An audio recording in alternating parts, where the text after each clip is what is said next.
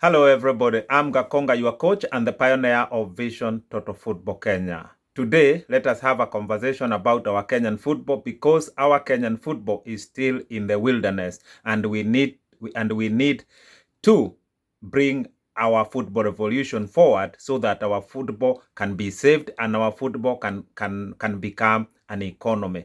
Now, I know that our newly elected president, His Excellency the President of the Republic of Kenya, Dr. William Samoei Ruto, is coming to London for the Queen's funeral. The funeral is going to be on Monday 19th, and I will be watching it on TV here in London. But how I wish, while the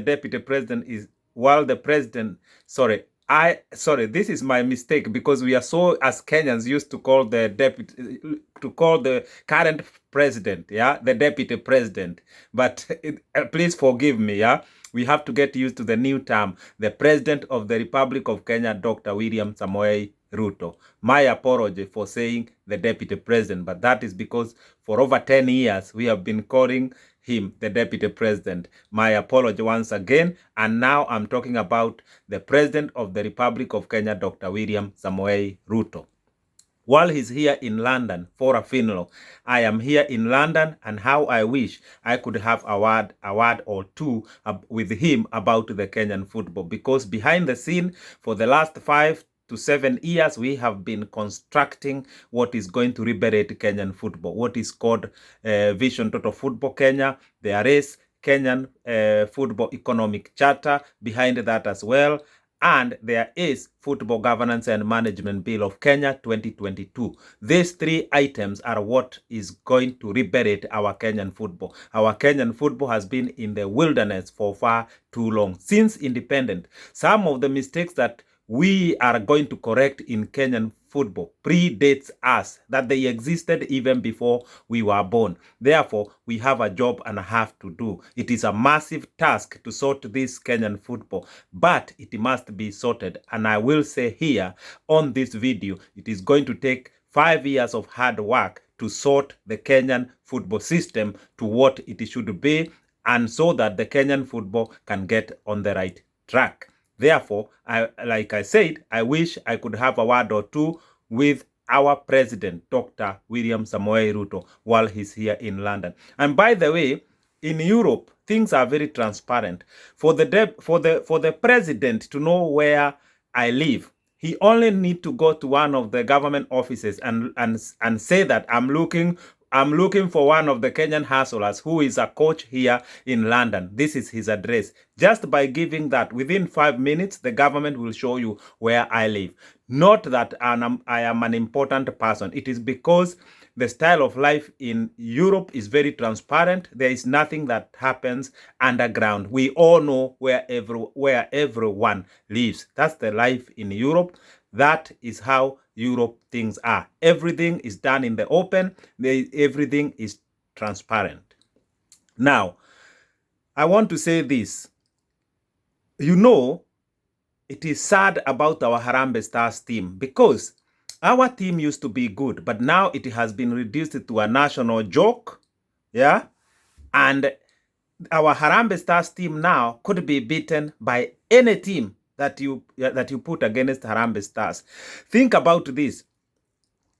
Our national team first played AFCON in 1962. That was the debut, 1962.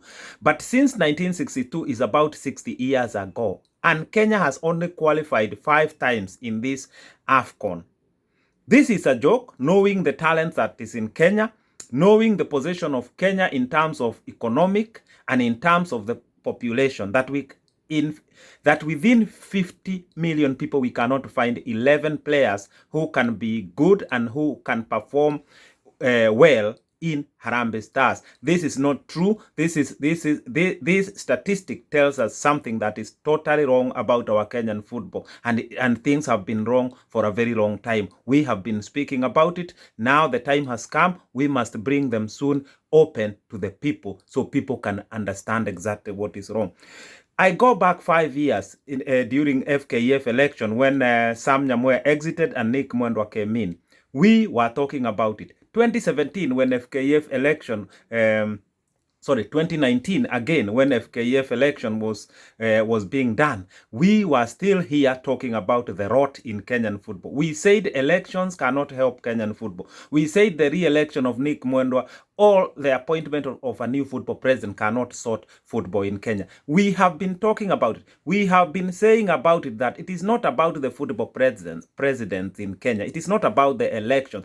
The rot in Kenyan football is the football in Kenya. The mess is very deep, and the problems are beyond football elections and new football presidents and FIFA normalization committees and any committee. What is needed is a total football revolution that we have been preaching and that we have been speaking about it for a very long time. It is a revolution. It is people's revolution. Yeah, starting from the grassroots. Yeah, people's revolution is what is going to sort our Kenyan football. Now, it is sad that even the last AFCON that we qualified in 2019, Kenya qualified as number 17. But because the teams had been increased to 24, that's how Kenya made it to AFCON. From my research, I have found out that if only 16 teams went to AFCON in 2019, Kenya should not have gone. Kenya only went there because the teams were increased from 16 to 24.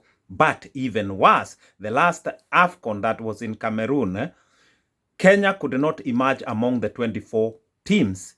This is half of Africa, but still Kenya cannot make it. What a disaster. This is a national tragedy. Now, if you think about the World Cup, Kenya started trying to qualify in 1974. Today, Kenya has never qualified, not even once. This is another serious issue, and this is a national tragedy. Now, Sekafa. The last Sekafa, Kenya was eliminated by Eritrea. A very small tournament that involved 5 countries. Kenya can still not make it. Where are we going in terms of our football? Please, before you criticize me, research. Do your search on Google. Make sure you have the correct statistic about the Kenyan football, because the statistic out there will shock you where we are. Come to football corruption. We are on top in terms of football corruption. Search on Google. All you find is about FKF, football corruption, football president's corruption. There's nothing good about Kenyan football. How can you as a Kenyan convince me that using FKF, we can rebuild our football? How can you tell me that? This is why I'm saying Kenyan football need a total football revolution and a new football governing body. Take it from me now. Now the new government is in power. During the Jubilee time, 5 years, we were behind doors, constructing and building what is needed for the Kenyan football. Now the new government is in power. We can say it. We can talk about it. This is a Hasura movement that is going to change the Kenyan football. Take it from me. The football leadership has failed over the years. During the formation of Vision 2030, football leadership failed. They did not come out. Football leadership did not speak. Hence, the sports was put in the social pillar instead of the economic pillar. That tells you our national approach toward sports and football. When we know that football is a massive economy in Kenya, when we know that globally, sports economy is growing at a rate of 14% per year. That is a mega and a massive economy.